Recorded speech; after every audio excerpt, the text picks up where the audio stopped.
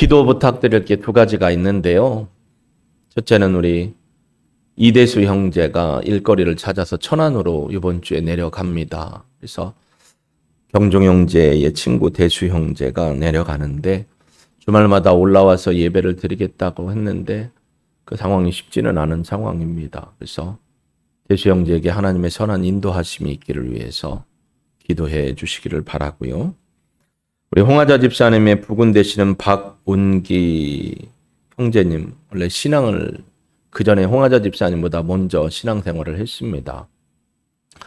또 어쩌면 주일날도 일하는 상황도 생기고 그랬는데 사업장이 불이 나서 전소됐습니다. 지금 법적인 문제하고 보상의 문제 그리고 책임의 문제들이 복잡하게 얽혀 있는데 이 상황 속에서 우리 박운기 사랑하는 아들 박종서 두 분이 꼭 예수님께 돌아와서 구원의 은혜를 회복하고 하나님의 권능의 손이 이 복구의 문제, 보상의 문제, 재정적인 모든 상황을 인도해 주시고 회복할 수 있도록 여러분 꼭 좀 기도해 주시면 고맙겠습니다.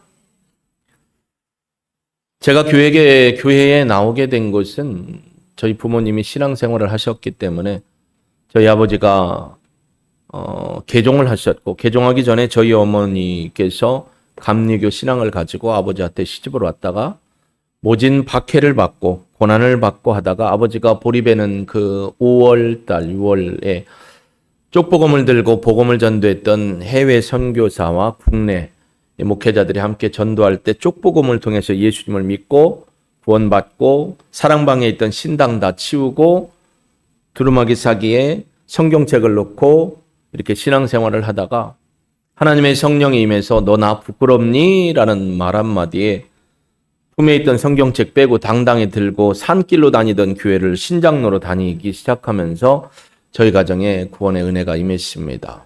그리고 저는 태어나면서부터 믿는 가정의 자녀로 태어났습니다. 제가 교회를 다닌 건 아버지 어머니의 손끝에 이끌려서 다녔죠. 그러다가 대전에 유학을 갔습니다. 혼자 유학을 가니까 얼마나 좋아요. 그때 참 아무것도 모르는 생각이 이제 교회를 안 가도 되겠구나라는 생각에 한 달 동안 교회를 안 갔습니다. 한 달 후에 아버지께서 양식을 가지고 오셨습니다. 그래서 서부터미널에서 내려서 현재 보드네 중학교, 옛 충남고등학교 뒷자리에 있던 자취방까지 오셔서 무릎을 꿇고 기도하시고 첫 번째 물음이 혼철아 교회 다니고 있니? 저는 자유의 기쁨을 만끽하며 안 다니고 있었는데 아버지의 첫 번째 물음이 그래서 제가 그랬습니다. 사실 핑계를 댔죠. 교회가 어디 있는지 잘 모르고 어떤 교회를 갈지 몰라서 안 나갔습니다. 아버지께서 아시고 눈에 눈물 자국이 이렇게 있으시면서 그랬어요. 나는 네가 공부 잘하는 것보다 예수님을 바로 알고 온전한 신앙으로 살아가는 것이 소원이다. 그렇지 않으면 대전에서 짐 싸서 내려가자. 제가 아버지 어머니한테 효도를 하는 마음을 지금도 버리지 않습니다. 왜냐하면 저희 형제들 키우고 제가 아버지 45세, 어머니 41에 저를 막둥이로 낳기 때문에 아버지 어머니가 고생하면서 일하시면서 가게를 꾸려가는 걸 너무나 많이 봤기 때문에 부모님의 속썩이는 거에 대해서는 제가 항상 결단을 했거든요. 부모님 속썩이지 않고 효도를 하면서 지내겠다. 그래서 그 다음 주부터 교회를 찾아서 열심히 신앙생활을 했습니다. 근데 신앙생활은 아니고 교회를 열심히 다녔어요. 재밌기도 하고 먹을 것도 챙겨주고 권사님들이 막 교회 가면 못 먹던 것도 잔치상이 있고 결혼식이 있고 뭐 있으면 하여튼 맛있는 걸 많이 줬어요. 그러다가 예수 그리스도를 고등학교 2학년 철야 예배 때 예수님을 만나고 그때부터 예수님을 믿는 신앙으로 신앙생활을 하다 보니까 지금 오늘 여기까지 오게 되었습니다. 여러분은 어떤 마음으로 처음 어떻게 교회를 나오셨나요? 어떤 분이 세대 우리 교회 한번 갑시다 하고 손에 끌려서 나오신 분도 있을 거예요. 어떤 분은 자식이 아픈데 어떤 권사님이 우리 교회 가서 목사님한테 기도받고 예배드리자 그러면 자식이 나올 수 있어 해서 마지못해 손 끌려서 나오신 분도 있습니다. 사업이 힘들고 인생이 괴로워서 마지못해 나 스스로 혼자 찾아오기를 바라는 마음으로 이렇게 온 사람도 있어요. 여러 가지 환경 가운데 교회를 나오신 분이 있죠. 여러분은 어떤 경우입니까? 저처럼 모태신앙이었을까요? 어려움 때문에 누군가에 떠밀려서 왔을까요? 아니면 교회에 있는 것들이 해가면서 화를 내다가 어느 날 갑자기 내가 이렇게 살다가 혹시 벌 받으면 어떡하지 두려운 마음으로 교회에 왔다가 지금껏 예수 믿고 믿음의 삶을 사는 분도 있을 것입니다. 그러나 그렇게 왔다가도 만족함이나 해결되지 못하고 교회를 떠난 분도 많이 있겠죠.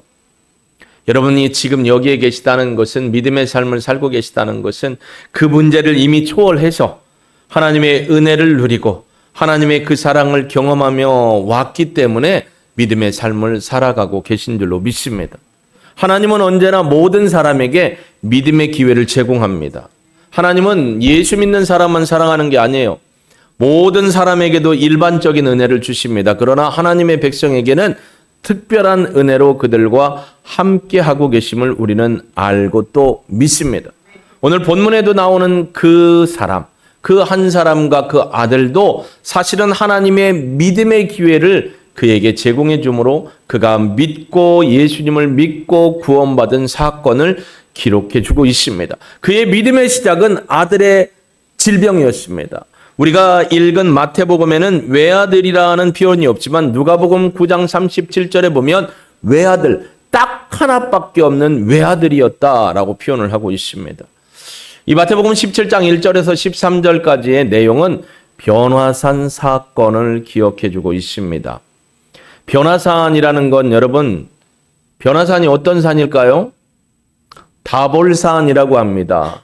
지금 방송 장비가 1부 때는 잘 됐는데 2부 때 고장이 나서 PC 화면이 확대는 안 될 겁니다. 자, 변화산 한번 보실까요?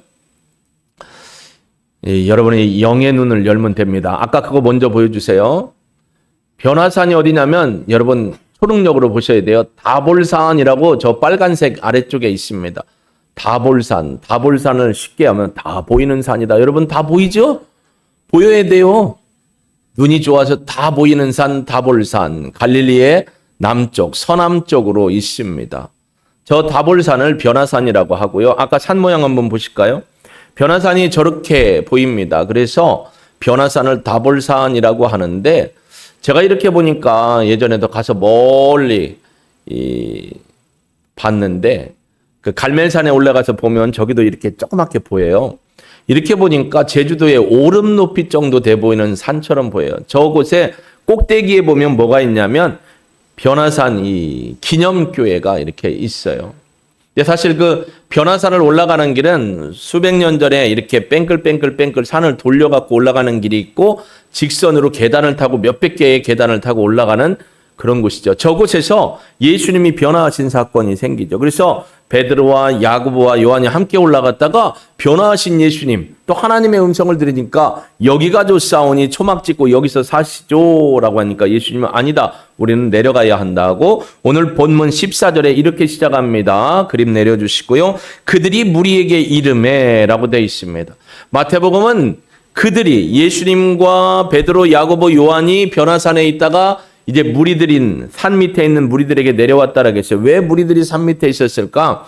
예수님을 많이 쫓아왔던 무리들, 먹을 것 때문에, 고침받을 것 때문에, 문제 해결 때문에 여러 가지 상황으로 예수님이 신기하기도 하고 해서 예수님을 쫓아왔던 무리들이 다음날 모이게 됩니다. 그래서 마가복음 그리고 마태복음, 누가복음의 병행 구절을 여러분이 꼭 읽어야 됩니다. 여러분 성경에 보면 여러분이 가지고 있는 성경의 제목이 아마 이렇게 나와 있을 거예요. 귀신 들린 아이를 고치다, 뭐 이렇게 나와 있을 거예요. 그 옆에 보면 마가복음과 누가복음의 병행 구절이 있습니다. 그래서 누가복음에 보면 9장 37절에 보면 이 예수님과 세 명의 제자들이 내려온 날은 그 다음 날이다라고 표현을 해주고 있어요. 누가복음 9장 37절 이튿날 산에서 내려오시니 큰 무리가 맞을세. 그러니까 예수님이 올라가셨어요. 그리고 올라가서 변화산의 모든 사건이 있었고 하룻밤을 거기서 한대짬을 주무셨는지 아니면 철야 기도를 하셨는지 하여튼 밤을 지새고 다음날 내려왔더니 무리들이 거기서 예수님이 거기에 올라갔다는 걸 알고 밑에 모여 있었다라는 겁니다. 근데 모여 있는데 예수님의 기적을 바라고 모인 사람, 예수님이 먹을 걸 주고 바라보고 모인 사람, 예수님을 흥미로워서 쫓아온 사람들만 있었던 건 아니고요. 항상 예수님의 행적을 뒤쫓으며 비판하는 사람들이 있었죠. 그게 마가복음 9장 14절에서는 이렇게 얘기합니다. 이에 그들이 제자들에게 와서 보니 큰 무리가 그들을 둘러싸고 서기관들이 그들과 큰 무리들 뿐만 아니라 제자들과 더불어 변론하고 있었다. 예수가 하나님의 아들이냐 아니냐 저건 귀신이 하는 일이다 해가면서 제자들을 막 이렇게 둘러싸서 힘들게 하고 있어요. 그런 상황을 예수님이 보시게 된 겁니다. 그래서 딱 내려오니 오늘 본문에 그들이 무리에게 이르며 한 사람이 예수께 와서 꿇어 엎드려 이르되, 자, 꿇어 엎드려라는 것은 예수님을 능력 있는 하나님, 또 하나님의 아들로 인정해서 무릎 꿇은 게 아니에요. 자기가 지금 소망하는 게 있기 때문에 자세를 꽉 낮추고 와서 구하는 거예요. 뭘 구하느냐면 이렇게 얘기합니다. 주여 내 아들을 불쌍히 여기소서. 그가 간질로 심히 고생하며 자주 불에도 넘어지며 물에도 넘어집니다 라고 표현합니다. 간질이라는 질병은 여러분이 잘 아시잖아요. 입에 거품을 물면서 이리저리 뒹굴고 무의식적으로 자기 육체를 자해하는 질병입니다.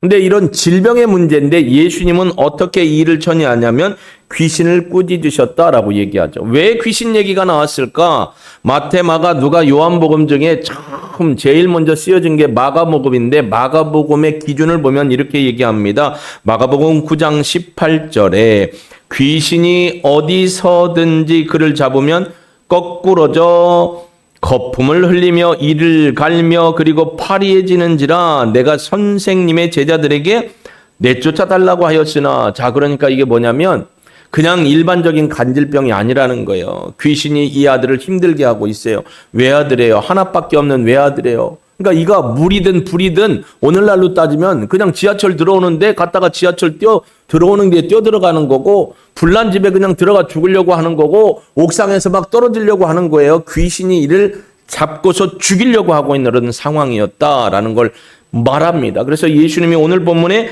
귀신을 꾸짖으시니 귀신이 떠나갔다라고 돼 있는 거예요.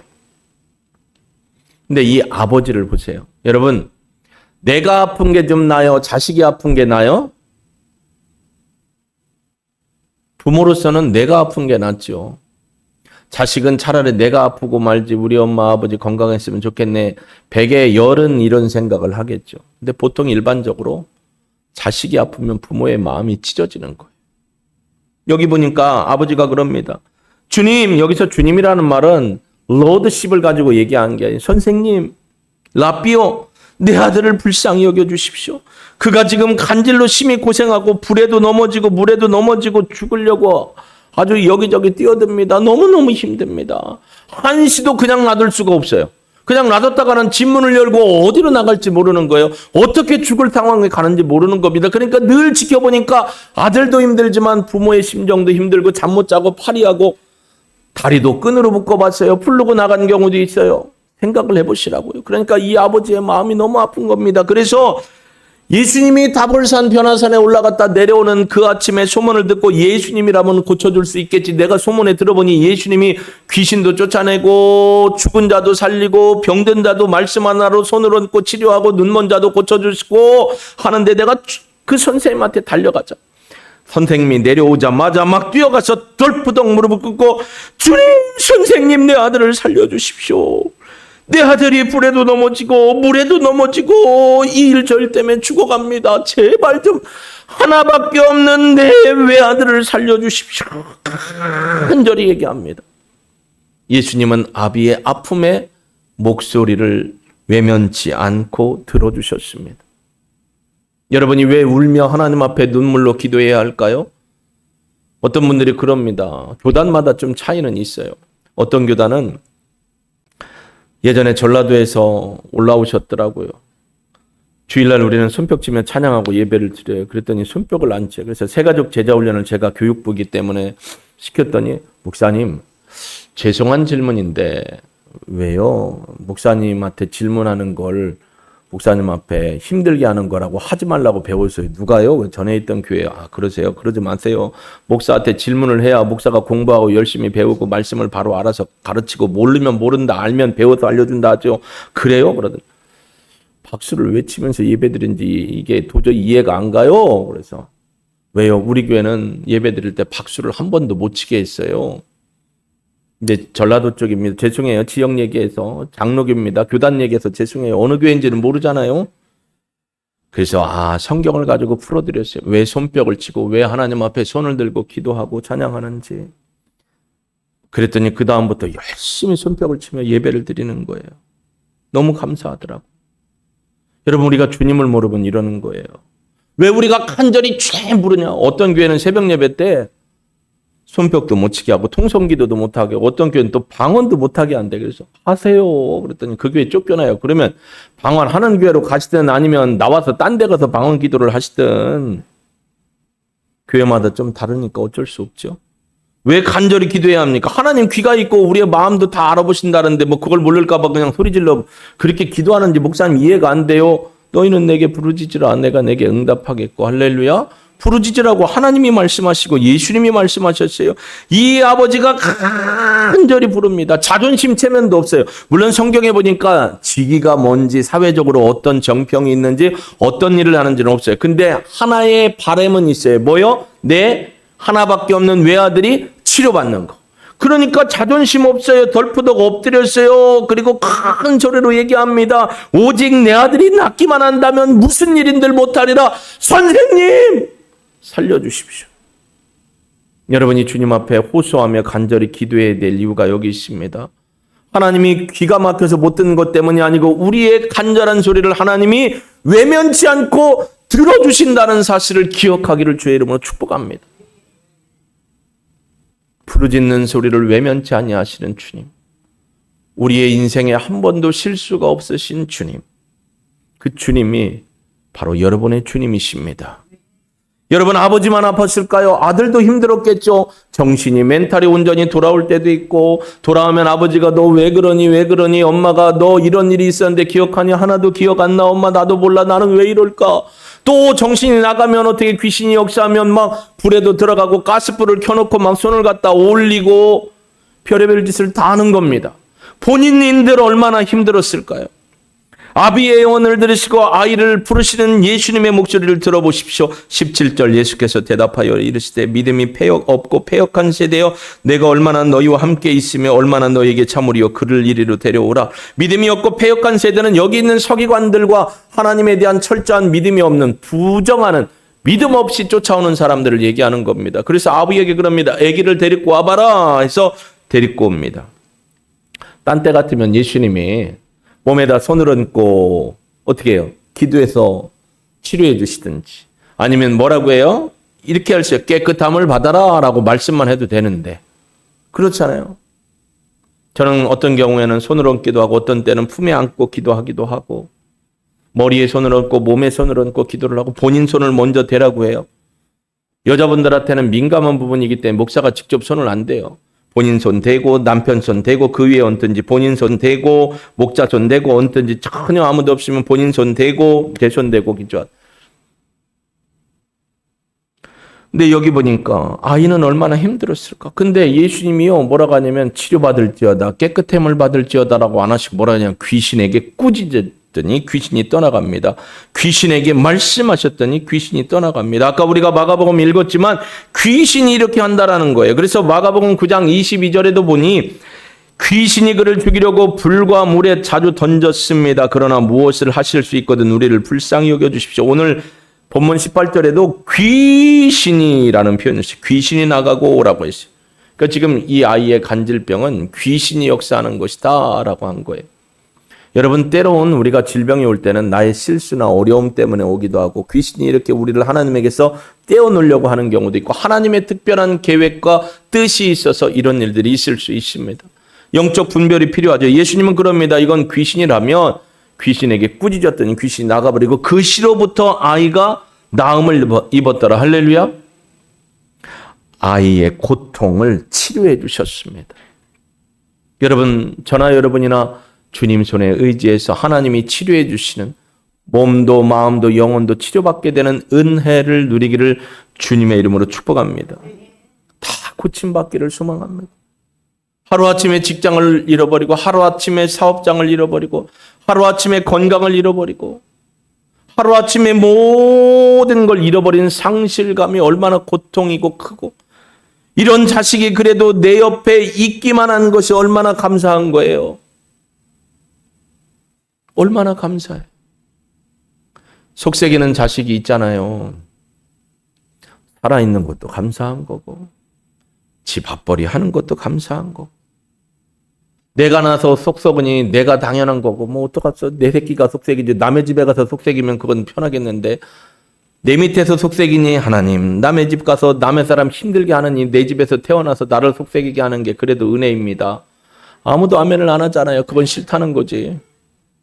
우리 집이나 그 집이나 속 썩는 일은 다 똑같은 거고, 인간사 살아가는데 어려움이 왜 없겠어요? 그러나 그 어려움 속에서 하나님 앞에 부르짖으면 하나님이 그 아이들의 영혼까지도 육신까지도 상한 마음까지도 치료하시는 좋으신 능력의 하나님임을 믿으시기를 주의 이름으로 축복합니다. 근데요, 이 아버지가 이렇게 얘기합니다. 20절에 보니까 쭉 보면 믿음의 문제로 제자들을 훈계하시는데, 이 마가복음에 보면 달라요. 마가복음에 접근해 보면 마가복음 9장 23절에 보면 23절과 24절 그리고 29절을 읽다 보겠는데요. 23절에 이렇게 얘기합니다. 예수께서 이르시되 할 수 있거든이 무슨 말이냐, 믿는 자에게는 능히 하지 못할 일이 없느니라. 이 얘기는 뭐죠?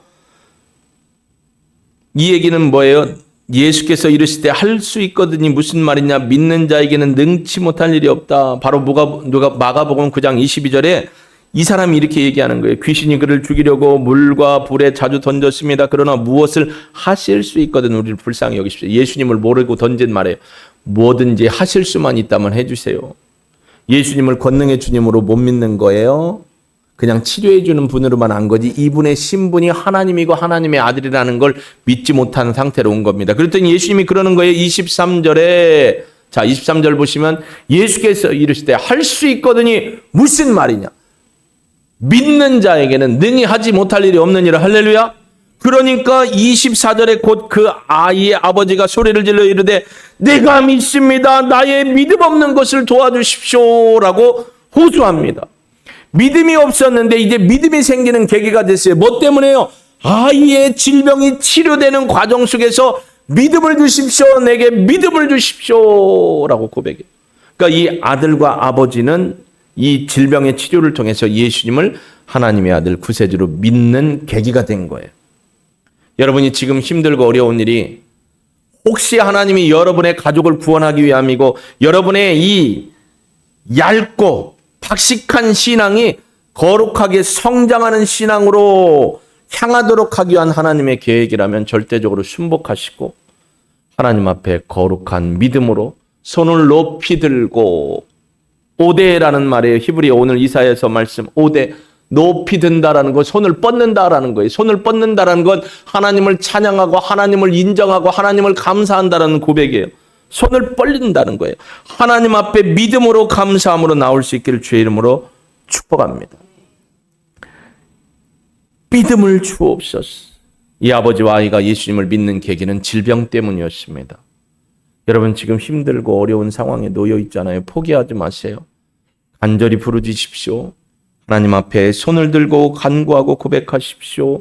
하나님이 그 아픔의 소리를 들으시고 여러분을 통해서 영광 받게 되실 줄로 믿습니다. 내가 믿나이다. 믿음을 주옵소서. 바울은요, 에베소 교회에서도 늘 얘기합니다. 그리스도 안에서 자라가라. 하나님을 아는 것과 그리스도를 믿는 것에서 자라가라라고 돼 있어요. 아는 것과 믿는 것이 자라간다라는 건 우리의 신앙이 점점점 지금 작은 믿음에서 큰 믿음으로 성장해야 하고 열매를 맺어야 한다라는 것을 알게 하고 있습니다. 여러분 자라가십시오. 신앙이 자라야 합니다. 말씀이 자라야 합니다. 작년 6월부터 우리 청년 전도사님하고 청년 두 분의 리더들 코칭을 하고 있습니다. 그때 전도사님이 목표를 쓰면서 하나님의 말씀이 어떤 상황 어느 순간에도 적절하게 말씀이 막 내 마음의 생각에서 튀어나오기를 바랍니다. 그래서 성경을 열심히 읽고 또 책도 읽으려고 합니다. 예, 하나님의 말씀을 열심히 읽으시고요. 암송도 하시고요. 듣기도 하십시오. 로마서의 말씀처럼 믿음은 들음에서 나며 들음은 그리스도의 말씀으로 말미암는다고 했습니다. 그러면 적재적소에 필요한 말씀이 나도 모르게 입술에서 생각에서 나오면서 풀어드릴 수 있고 또 그 말씀으로 격려하고 위로하는 일들을 감당해 나갈 수가 있는 것입니다. 여러분 사모하십시오. 그리고 예수 그리스도를 향한 믿음에서 자라가기를 주 예수 그리스도의 이름으로 축복합니다. 근데 이제 문제는 이게 문제가 아니에요. 자, 오늘 본문의 19절 이때 제자들이 조용히 예수께 나와. 왜 조용히 예수님께 나와서 얘기할까요? 아들을 고쳤습니다. 예수님이 이제 돌아섭니다. 그때 제자들이 이제서야 와서 예수님 옆에서 묻습니다. 예수님! 큰 소리로 묻는 게 아니에요. 조용히 물어요. 왜 물었죠? 조용히? 시샘말로 뭐예요? 쪽이 팔린 겁니다. 부끄러운 겁니다. 창피한 겁니다. 왜요? 전날부터 사람들이 아침부터 와가지고 고쳐달라고 했어요. 그래서 고쳐주려고 기도도 하고 막 선포했는데 안 돼요. 여러분 제자들에게 능력이 없어서 그랬을까요? 마태복음 10장 1절에 보면 이미 제자들에게는 하나님께서 주님께서 그들에게 능력을 주셨거든요. 같이 읽어봅니다. 예수께서 그의 12제자를 부르사 더러운 귀신을 쫓아내며 모든 병과 모든 약한 것을 고치는 권능을 주시니라. 주님이 주셨어요.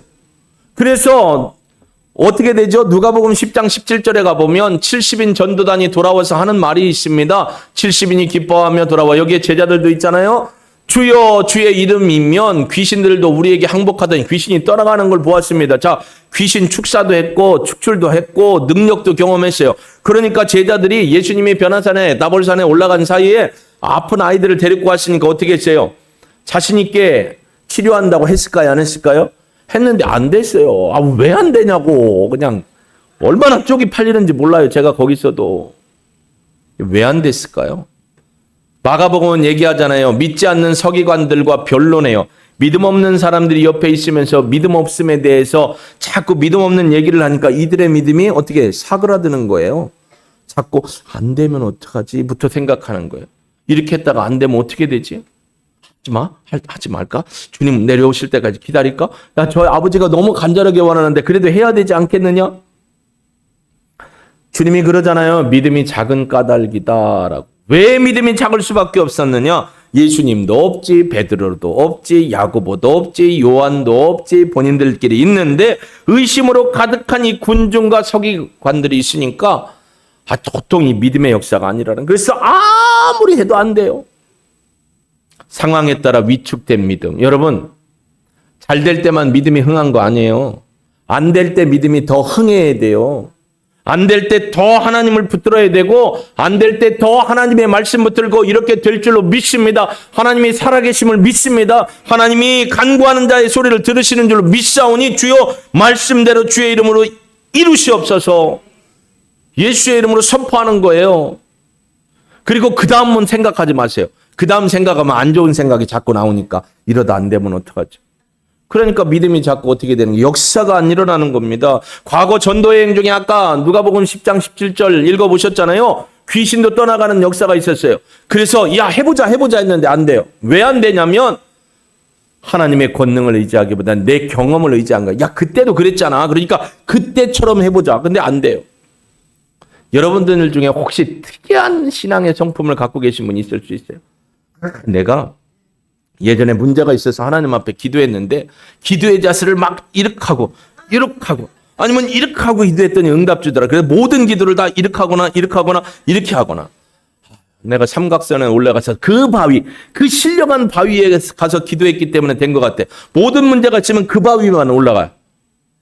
그게 뭐예요? 유교적, 불교적 신앙이에요. 하나님을 그렇게 보지 마세요. 여기에서 여러분이 주여 해도 하나님은 들으시고 여러분의 마음의 중심이 어디 있느냐가 중요한 거지. 내 경험 옛날처럼 엘리야처럼 어떻게 막 저처럼 뚱뚱한 사람은 고개가 다리 사이드도 안 가는데 뚱뜨려서 막 하려고 그러다가 허리 디스크 오고 그러지 마시고 믿음의 모습으로 하나님의 능력을 의지하라는 겁니다. 할렐루야. 어떤 상황에 반복되는 상황에 그대로 가서 기도하면 그때 하나님이 응답해 주셨자고 그런 유교적인 불교적인 신앙으로 임하지 마시고 언제나 어디서나 어떠한 상황에서나 우리에게 그 귀를 여시고 우리의 간구하는 소리를 들으시고 하나님의 자녀의 울부짖는 소리에 응답하시는 하나님을 바라며 믿음으로 나아갈 수 있기를 주의 이름으로 축복합니다. 그 이후에는 두려워하지 마세요.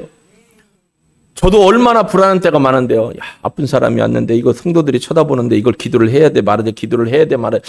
예수의 이름으로 해놓고 안 되면 어떡하지. 벌써 안 된 거예요. 안 되면 어떡하지 하면 끝난 거예요. 그냥 예수의 이름으로 선포하고 끝내면 하나님이 누구의 믿음대로 1번 하나님의 믿음, 2번 예수님의 믿음, 3번 성령님의 믿음, 4번 선포하는 사람의 믿음, 5번 받는 사람의 믿음.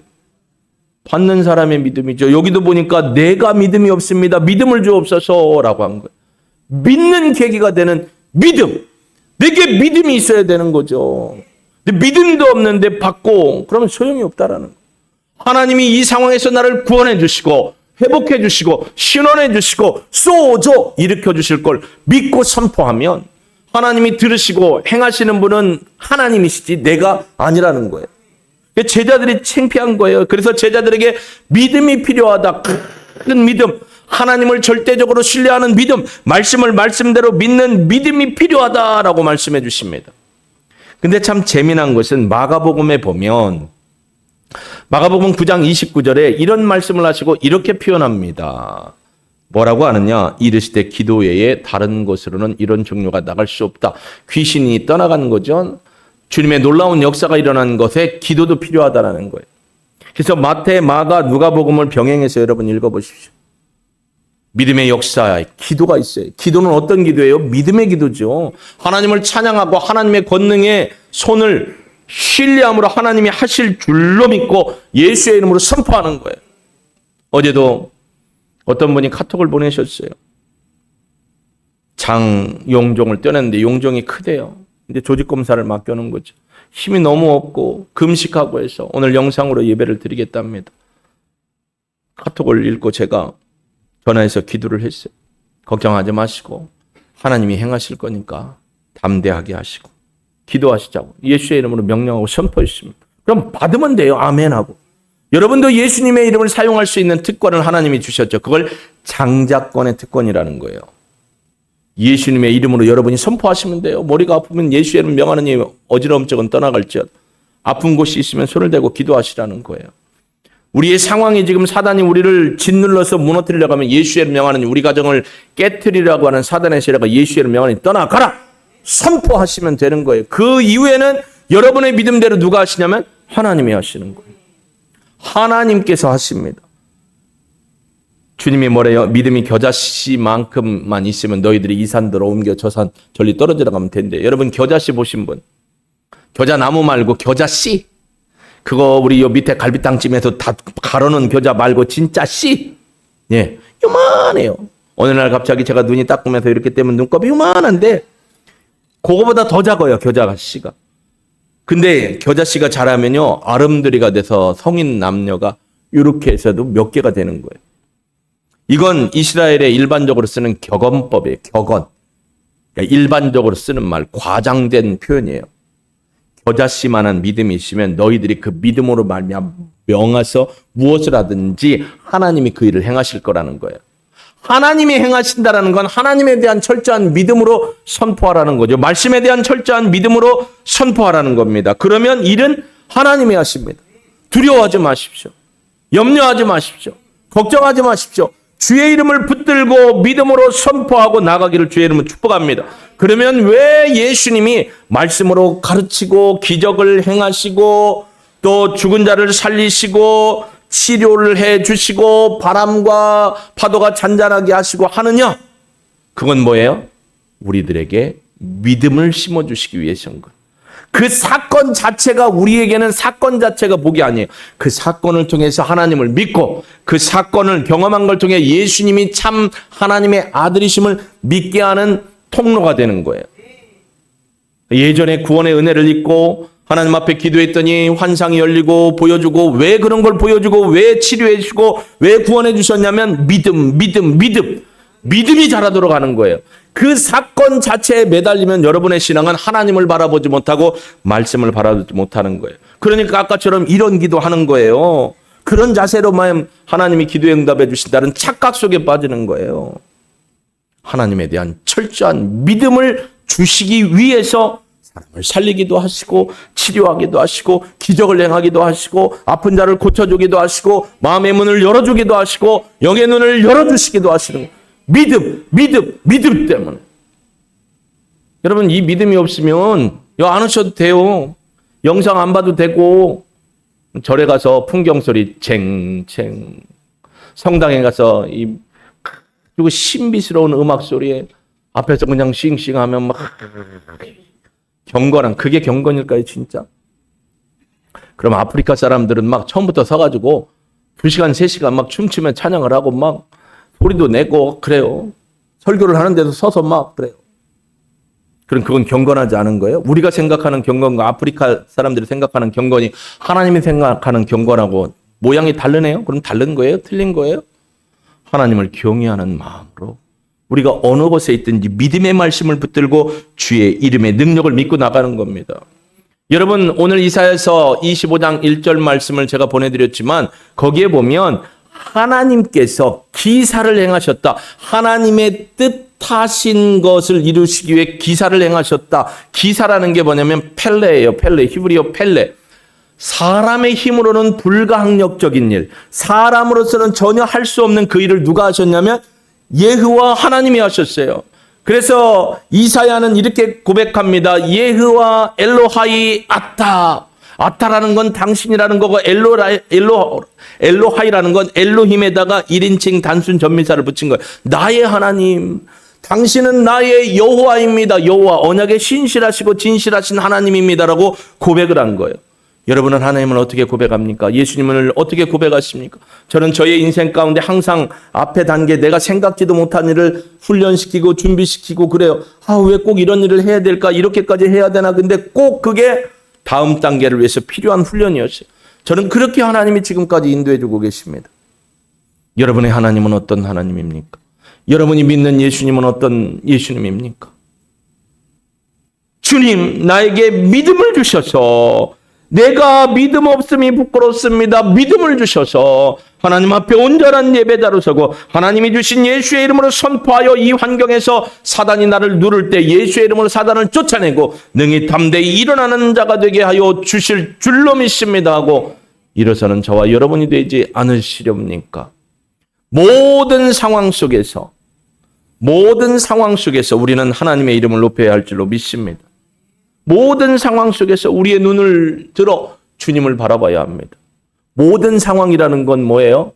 항상 기뻐하라, 쉬지 말고 기도하라, 범사에 감사. 모든 상황이에요. 안 좋은 상황에서도 하나님을 감사할 수 있고 그분의 이름을 인정하고 찬양할 수 있는 이유가 뭐예요? 그분의 성실하심과 신실하심, 그분의 인격과 속성을 믿기 때문입니다. 하나님의 이름을 붙들고 예수 그리스도의 이름으로 일어서는 저와 여러분이 되시기를 주의 이름으로 축복합니다.